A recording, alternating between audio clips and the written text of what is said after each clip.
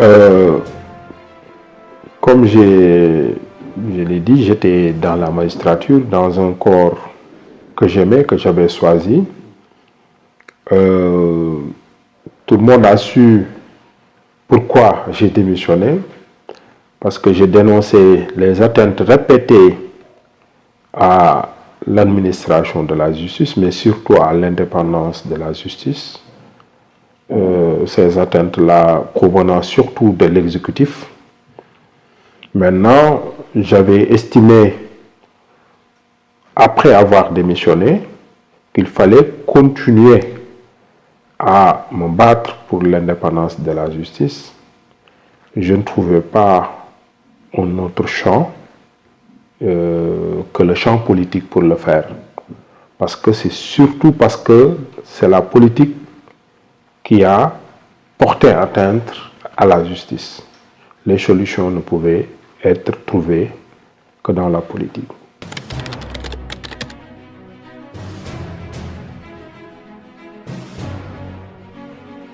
Oui, il y a effectivement 3 candidats de l'opposition plus l'âge Issa Sall. L'autre candidat, c'est le candidat de la majorité. En aucune manière, il ne pouvait pas faire partie de la panoplie de candidats qu'on pouvait soutenir. Ça, c'est évident. Maintenant, quand nous opérions ce choix-là, lequel des candidats choisir, il y avait des critères que nous devions respecter. Les 2 critères qui étaient les plus importants étaient des critères qui nous avaient déterminés à entrer en politique. C'était d'abord qu'il fallait choisir un homme intègre et puis un homme nouveau. Nous avons estimé que le candidat Elhadji Issa Sall rassemblait ces qualités-là. C'est pourquoi nous avons porté notre choix sur sa personne. Qu'il y avait des critères, et ces critères-là ne connaissent pas l'appartenance régionale, l'appartenance ethnique ni religieuse. C'était un choix qui devait être objectif, qui devait être fondé sur des critères objectifs. Et ces critères-là, tout observateur averti sait que c'est un choix cohérent que nous avons fait. Personne ne peut ici dire que le candidat que nous avons choisi n'est pas un candidat intègre. D'autre part, c'est un homme nouveau, il ne fait pas partie de la classe politique traditionnelle. Donc, c'est pourquoi nous l'avons choisi. Maintenant, nous ne pouvons pas dire pourquoi nous n'avons pas choisi les autres. Notre choix s'est porté sur une personne. Un choix est forcément un renoncement par rapport à d'autres personnes. Mais nous estimons quand même que nous avons choisi le meilleur candidat parmi les 5.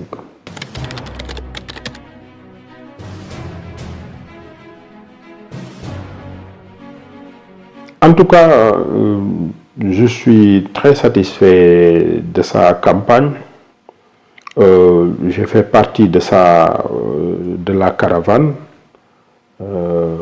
J'ai vu que partout où nous allions, dans les coins les plus reculés du territoire, je trouvais des personnes qui adhéraient au discours, que ce soit des membres du parti PUR, des membres des autres organisations qui nous soutiennent, ça veut dire Bestuniak, il y a aussi le CIS et notre mouvement ensemble. Mais au-delà de cette formation politique, nous avons aussi constaté qu'il y avait des sympathisants des Sénégalais et il y a surtout, je le crois, d'autres Sénégalais qui ne font pas partie des personnes qui viennent nous voir dans les meetings ou dans les caravanes, qui sont chez eux, mais qui tiennent beaucoup compte des valeurs et des principes. Et si ces critères-là sont les critères les plus déterminants, j'estime quand même que El Hadj Issa Sall a une grande chance de remporter ces élections-là.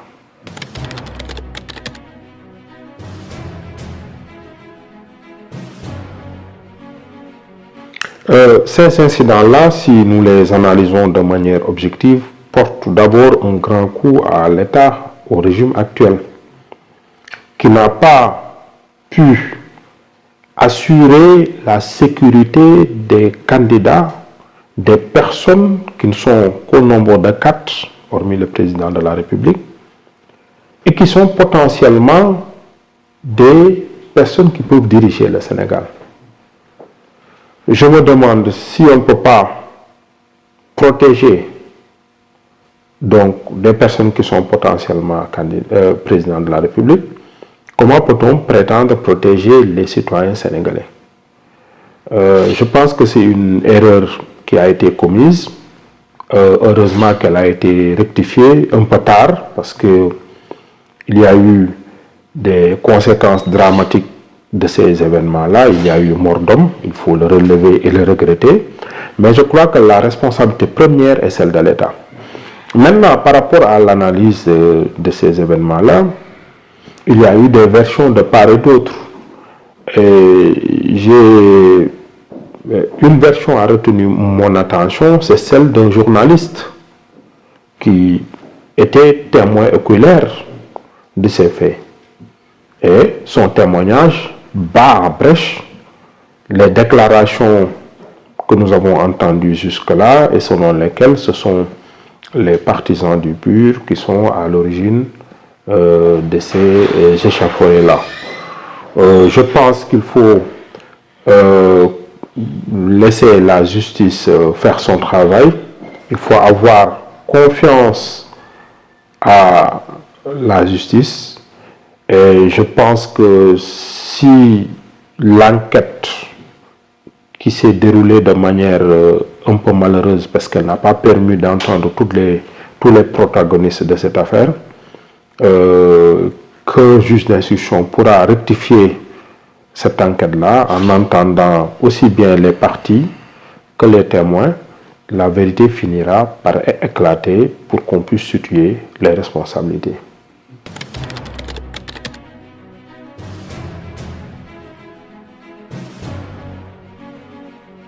En tout cas, ce que nous constatons, c'est que depuis notre démission qui fait actuellement 10 mois, les faits subséquents ne nous ont pas contredits dans ce que nous disions. Nous le regrettons. Nous ne voulons pas dire qu'on a eu raison. Nous l'avions fait pour que la situation que nous vivions, qui était une situation regrettable, puisse prendre fin. Mais nous constatons que jusqu'à présent, la justice ne fonctionne pas de manière à garantir son indépendance, de manière à garantir l'équilibre qu'il doit y avoir pour qu'une justice sereine et non partisane puisse être rendue. Nous le regrettons. Il n'est pas concevable que dans une enquête qui doit éclairer par rapport à donc une bataille rangée, que cette enquête ne permette l'audition que d'une des parties en présence. Je pense que, comme je l'ai dit tout à l'heure, la suite de la procédure judiciaire, ça veut dire l'instruction, va permettre de rectifier cette anomalie-là pour que le juge qui aura en charge de ce dossier puisse avoir donc un dossier complet qui a permis l'audition de toutes les parties en présence pour qu'ils puissent prendre une décision éclairée.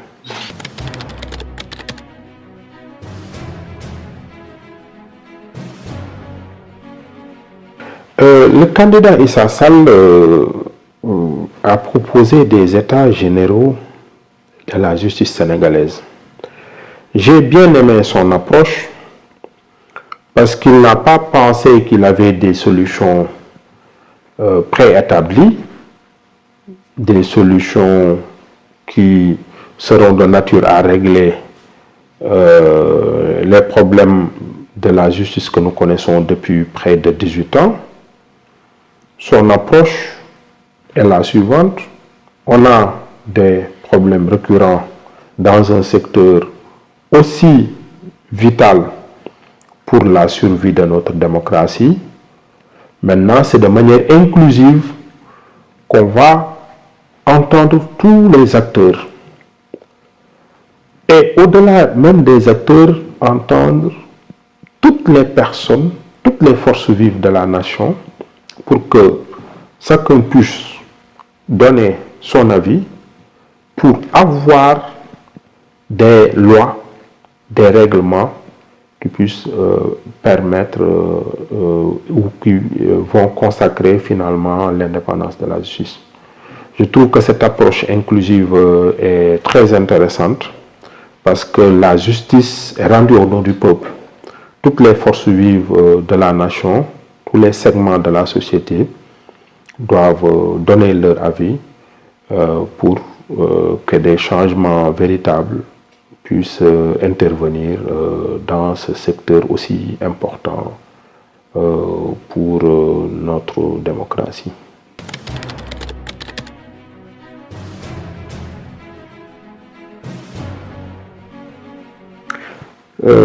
Ce que j'ai constaté dans le champ politique, c'est qu'on joue toujours à se faire peur. Et la violence a toujours accompagné le processus électoral dans ce pays depuis très longtemps. Mais je pense qu'il faut y mettre fin. Notre pays a des forces de sécurité qui sont suffisamment professionnelles pour pouvoir assurer une sécurité et une tranquillité à de pareilles périodes de tension. Moi, j'en appelle donc encore aux autorités pour qu'ils puissent sortir de cette position partisane, de ces clivages qui ne nous honorent pas du tout. On est dans un pays qui s'appelle le Sénégal, un pays qui est habitué à la démocratie. Les gens ont grandi dans la démocratie. Il ne faut pas qu'on recule. Il ne faut pas que nous acceptions un recul. On recule dans nos acquis démocratiques. Les acquis que nous avons eus, il y a eu de hautes luttes. Maintenant, il faudra tout faire pour que chacun puisse apporter son pierre à l'édifice. La société civile doit faire preuve davantage de vigilance. Les autres segments aussi de la société doivent le faire. Et nous devons consolider ce que nous avons de plus important, c'est la paix sociale. Je pense que ces élections-là passeront, mais doivent laisser indemne le pays qui doit continuer de vivre dans cette paix-là.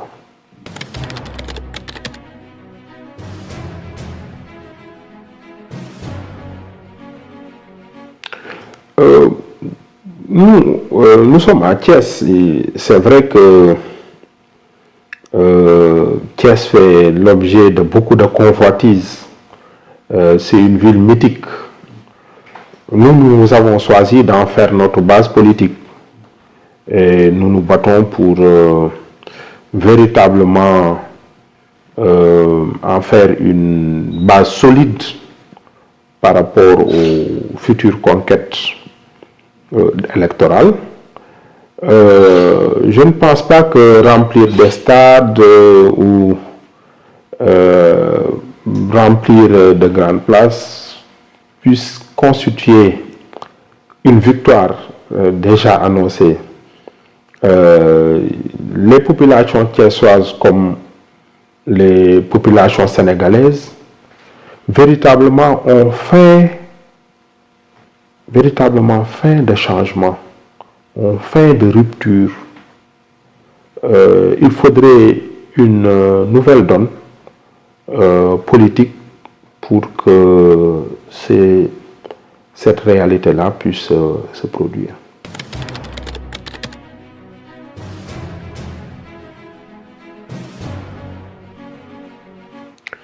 Forcément, Thiès n'appartient pas à un homme politique donné. Thiès est une ville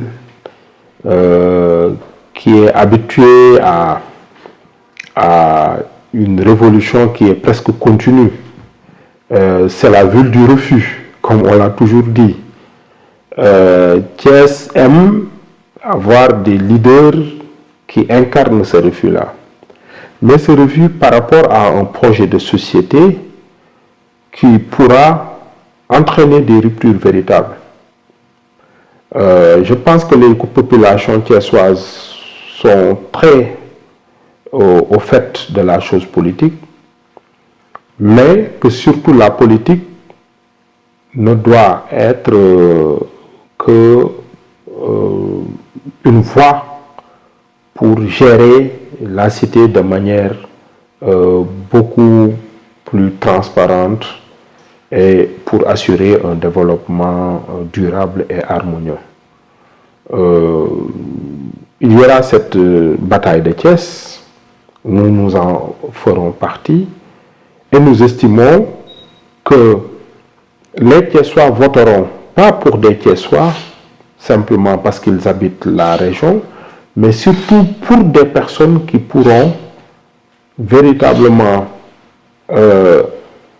amener des ruptures véritables dans la gestion de la cité pour que tout le Sénégal puisse s'y retrouver.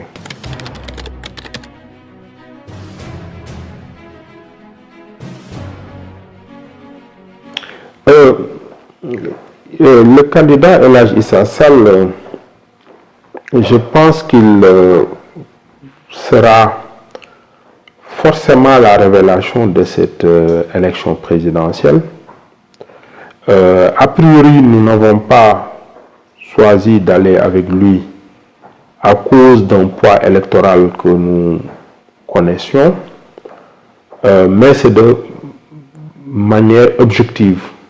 Et je pense qu'au-delà de son parti, au-delà, nous, de notre mouvement ensemble, au-delà de Bosniaque du CIS, il y a des Sénégalais qui sont beaucoup plus attentifs à l'intégrité, à la constance, à l'esprit de leadership, qui vont porter leur choix sur sa personne.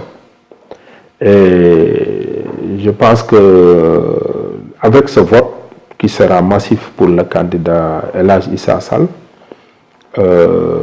il est fort probable qu'il soit là au deuxième tour et qu'il puisse remporter les élections, parce que quand il y a deuxième tour, il y aura le candidat de l'opposition qui est parti, va être nécessairement celui autour duquel les autres partis vont aller, et il va remporter les élections. J'entends souvent dire que oui, les élections sont déjà pliées, le candidat sortant va gagner au premier tour, mais il va gagner à la seule condition que les Sénégalais ne sortent pas voter. S'il y a véritablement